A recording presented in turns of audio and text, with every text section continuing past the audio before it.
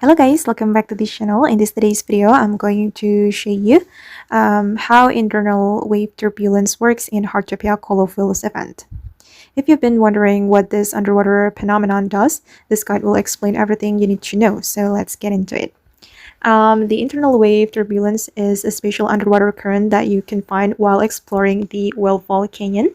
It appears as a large swirling flow moving through the water like this, and unlike the normal ocean currents, this phenomenon actually gives your character a movement speed boost.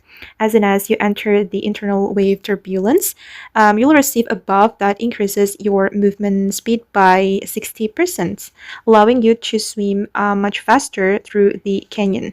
Let me show you the buff. Okay, this one.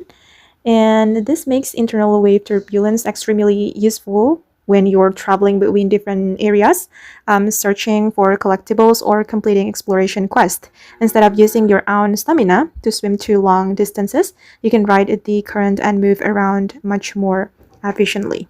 And remember guys that the speed boost only remains active while you're inside the turbulence. Once you leave the current, your movement speed returns to normal, so you'll need to find another internal wave turbulence if you want to receive the buff again.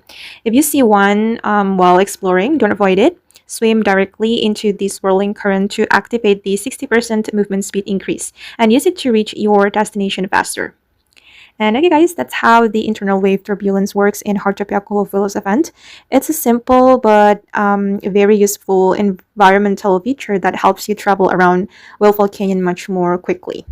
Okay, if this guide helped you, don't forget to leave a like, subscribe for more Heartopia tutorials, and I'll see you in the next video. Bye everyone!